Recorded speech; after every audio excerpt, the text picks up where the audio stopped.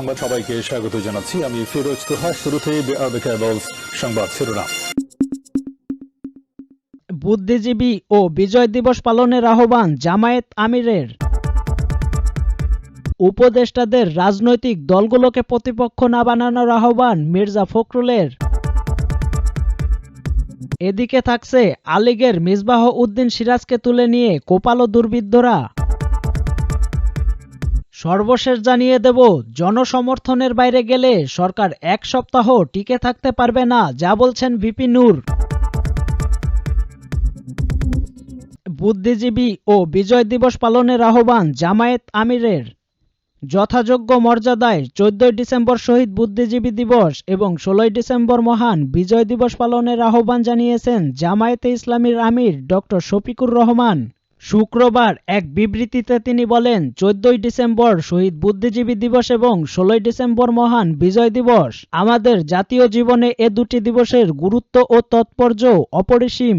তিনি বলেন, দেশবাসী আজ এমন এক সময় শহীদ বুদ্ধিজীবী দিবস ও মহান বিজয় দিবস পালন করতে যাচ্ছে, যখন ছাত্র জনতা ঐক্যবদ্ধভাবে দেশকে ফ্যাসিস্ট সরকারের কবল থেকে মুক্ত করেছে।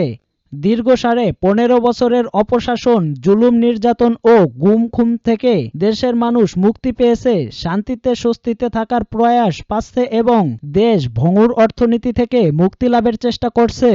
এ অবস্থায় পতিত স্বৈরাচারের দেশি বিদেশি দোসররা আবার দেশকে নানান কূটকৌশল ও ষড়যন্ত্রের মাধ্যমে অস্থিতিশীল করার অপচেষ্টা চালাচ্ছে। পতিত স্বৈরাচারের দেশবিরোধী সব চক্রান্ত ষড়যন্ত্র ঐক্যবদ্ধভাবে মোকাবেলা করার জন্য আমরা দেশবাসীর প্রতি আহ্বান জানাচ্ছি। বিবৃতিতে তিনি আরো বলেন, দেশের স্বাধীনতা, সার্বভৌমত্ব রক্ষা ও মানুষের অধিকার প্রতিষ্ঠায় সুদৃঢ় অঙ্গীকার ব্যক্ত করে আলোচনা সভা, র্যালি ও দোয়ার মাধ্যমে 14 ডিসেম্বর বুদ্ধিজীবী দিবস এবং 16 ডিসেম্বর মহান বিজয় দিবস যথাযোগ্য মর্যাদার সঙ্গে পালন করার জন্য আমি বাংলাদেশ জামায়াতে ইসলামীর সব শাখা ও দেশবাসীর প্রতি আহ্বান জানাচ্ছি। উপদেষ্টাদের রাজনৈতিক দলগুলোকে প্রতিপক্ষ না বানানোর আহ্বান মির্জা ফখরুলের।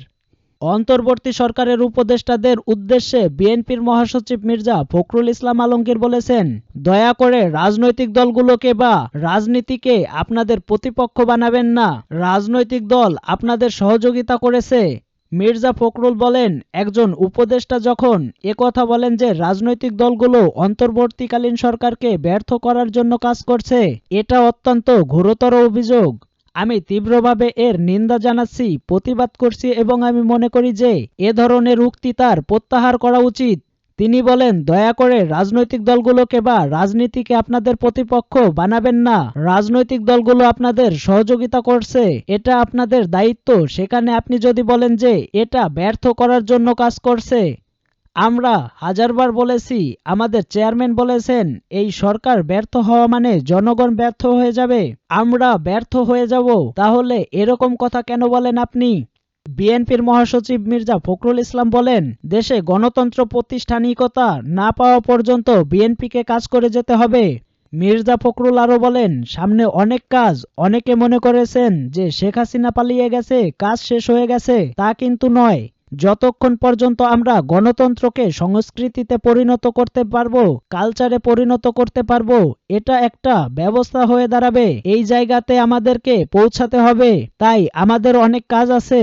তিনি বলেন, গণতন্ত্রের কথা আমরা বলছি, সেই গণতন্ত্র একটার কথার কথা নয়, এটা একটা কালচার, এটা একটা সংস্কৃতি। আমরা প্রতিবেশীর সঙ্গে কেমন কথা বলবো, আমরা রাজনীতির প্রতিপক্ষের সঙ্গে কিভাবে কথা বলবো, সেই বিষয়গুলো আমাদেরকে গণতন্ত্রের ভেতর দিয়ে শিখতে হবে। বিএনপির মহাসচিব বলেন, আমাদের মূল যে ইতিহাস, আজ এই স্বাধীন বাংলাদেশ, আজ এই ইতিহাস নিয়ে আমরা 24-এর গণ অভ্যুত্থানের মধ্য দিয়ে নতুন বাংলাদেশের স্বপ্ন দেখছি, সেই ইতিহাস যেন বিকৃত না হয়। গত 15 বছর ধরে ইতিহাসকে বিকৃত করা হয়েছে, ঠিক তেমনি করে এখন যাতে ইতিহাস বিকৃতি না হয় সেজন্য সবাইকে সজাগ থাকার আহ্বান জানাচ্ছি। মির্জা ফখরুল বলেন, প্রতি মুহূর্ত এখন আমাদেরকে সতর্কতার সঙ্গে পা ফেলতে হবে। আমাদের প্রতিটি কথা মেপে বলা দরকার। আমরা এখন কোনো কথা বলবো না যা আমাদের এই বিজয়কে নষ্ট করে দেয়, অর্জনকে বিনষ্ট করে দেয়। তিনি আরো বলেন, আওয়ামী লীগ অনেক অপপ্রচার করছে, মিথ্যাচার করছে, যেগুলো বাংলাদেশের জন্য, এই বিপ্লবের জন্য অত্যন্ত উল্টো কথা। জনগণের পক্ষে সামাজিক যোগাযোগ মাধ্যমের ভেতর দিয়ে, কথার মধ্য দিয়ে জবাব দিতে হবে। এদিকে থাকছে আলীগের মিসবাহ উদ্দিন সিরাজকে তুলে নিয়ে কোপালো দুর্বৃত্তরা। সিলেটে আওয়ামী লীগের সাবেক কেন্দ্রীয় সাংগঠনিক সম্পাদক অ্যাডভোকেট মিসবাহ উদ্দিন সিরাজকে অপহরণ করে নিয়ে কুপিয়েছে দুর্বৃত্তরা। গুরুতর আহত অবস্থায় তাকে উদ্ধার করা হয়েছে। তিনি নগরীর একটি প্রাইভেট হাসপাতালে চিকিৎসাধীন রয়েছেন। সংশ্লিষ্ট এক সূত্র এ তথ্য নিশ্চিত করে ঢাকা টাইমসকে জানিয়েছেন, বৃহস্পতিবার মধ্যরাত 12টার দিকে নগরীর সুবিদবাজার এলাকায় তিনি অপহৃত হন এবং রাত 3:30টার দিকে তাকে রক্তাক্ত অবস্থায় সাগরদিঘির পার এলাকা থেকে উদ্ধার করা হয়। জানা গেছে, অপহৃত হওয়ার আগে মিসবাহউদ্দিন সিরাজ সিএনজি অটোরিকশা করে সুবিদবাজার এলাকায় একটি বাসায় যাচ্ছিলেন। পথে কয়েকটি মোটরসাইকেল আরোহী যুবক তার অটোরিকশার গতিরোধ করে, এমন সময় অস্ত্রের মুখে অন্য একটি অটোরিকশায় তুলে নিয়ে যায়। রাত 3:30টায় সাগরদিঘার পার এলাকায় তাকে রক্তাক্ত অবস্থায় পাওয়া যায়। সেই হাসপাতালে রাতেই তার শরীরের অস্ত্রোপচার হয়। শুক্রবার সকাল 10টার দিকে তিনি ওই হাসপাতাল থেকে ছাড়া পান। সেই হাসপাতালেই রাতেই তার শরীরের অস্ত্রোপচার হয়। শুক্রবার সকাল 10টার দিকে তিনি ওই হাসপাতাল থেকে ছাড়া পান এবং একটি অ্যাম্বুলেন্সে করে তাকে নিয়ে যাওয়া হয়।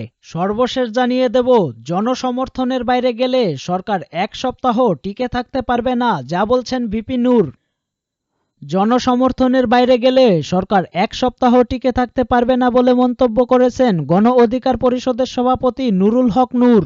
শুক্রবার জাতীয় প্রেস ক্লাবের সামনে বাংলাদেশ যুব অধিকার পরিষদ কর্তৃক ভারতীয় আগ্রাসন ও আধিপত্য বিরোধী জাতীয় যুব সমাবেশে তিনি এসব কথা বলেন। নুরুল হক নূর বলেন, এই সরকারের প্রতি আমাদের ক্ষোভ আছে, রাগ আছে, প্রয়োজনে সরকারের বিরুদ্ধে আন্দোলন করব, আমাদের দাবি আদায়ে বাধ্য করব, কিন্তু এখনই ফেলে দিতে হবে, এই সরকারকে চলে যেতে হবে, এই লাইনে যাওয়া যাবে না। এ সরকারের জনগণের বাইরে যাওয়ার কোনো সুযোগ নেই। জনগণের বাইরে গেলে, জনসমর্থনের বাইরে গেলে তারা 1 সপ্তাহ টিকে থাকতে পারবে না। তিনি বলেন, অনেক আশা আকাঙ্ক্ষা নিয়ে এই অন্তর্বর্তী সরকারের দিকে গোটা জাতি তাকিয়ে আছে, কিন্তু দুঃখজনক হলো সরকার জাতির মনের আশা আকাঙ্ক্ষা বুঝতে পারছে না।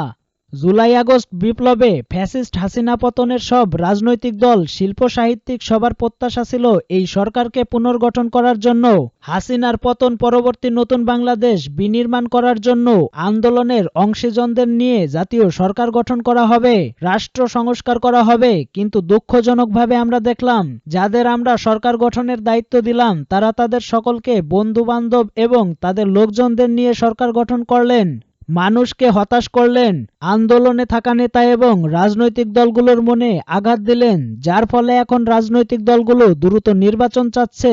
রাজনৈতিক দলগুলো এখন সরকারের কর্মকাণ্ডে সন্দেহের সংশয় প্রকাশ করছে। ডাকসুর সাবেক এই ভিপি বলেন, রাষ্ট্র সংস্কারের পাশাপাশি রাজনৈতিক দলগুলোর সংস্কার জরুরি। রাজনৈতিক দলগুলোর মধ্যে যদি গণতান্ত্রিক মূল্যবোধ এবং গণতান্ত্রিক জোট না থাকে তাহলে তার মধ্যে ক্ষমতার লোভ পেয়ে বসবে। কাজেই রাজনৈতিক দলগুলোর মধ্যেও গণতান্ত্রিক মূল্যবোধ প্রসারিত করতে হবে। রাজনৈতিক দলগুলোর সংস্কার করার প্রয়োজন। তিনি বলেন, আজকে বাংলাদেশ যে সংকট তৈরি হয়েছে, বিশেষ করে শেখ হাসিনার পতনের পর ভারতের সঙ্গে বাংলাদেশের যে সংকট তৈরি হয়েছে, আমরা মনে করি এই সংকটের জন্য ভারত দায়ী। সরকারের পক্ষ থেকে সুস্পষ্ট বার্তা ছিল এবং রাজনৈতিক দলগুলো বলেছে ভারতের সঙ্গে বাংলাদেশের যে কূটনৈতিক সম্পর্ক সেটি স্বাভাবিকভাবেই চলবে, তবে আওয়ামী লীগকে তারা দাস-দাসীর মতো ব্যবহার করেছে। এই অভ্যুত্থান পরবর্তী বাংলাদেশের সরকারকে যেভাবে দাস-দাসীর মতো ব্যবহার করতে পারবে না। তিনি আরো বলেন, বাংলাদেশকে নিয়ে ভারতের গণমাধ্যম, তাদের আন্তর্জাতিক মানের নেতারা এবং রাজনৈতিক সমাজ সংঘবদ্ধভাবে অপপ্রচার চালাচ্ছে। তারা বলেছেন দেশে নাকি সংখ্যালঘুদের ওপর নির্যাতন এবং নিপীড়ন চালানো হচ্ছে, যা একেবারেই ভিত্তিহীন এবং অসত্য। আমরা ভারতের মিডিয়া সহ আন্তর্জাতিক মাধ্যমকে বলবো বিষয়টি সঠিকভাবে আপনারা তুলে ধরবেন। নূর বলেন, বাংলাদেশ ভারত সীমান্তে বিএসএফ প্রতিদিন মানুষকে গুলি করে হত্যা করছে। উগ্র হিন্দুরা যদি উস্কানি বন্ধ না করে তাহলে বাংলাদেশের মানুষও বসে থাকবে না।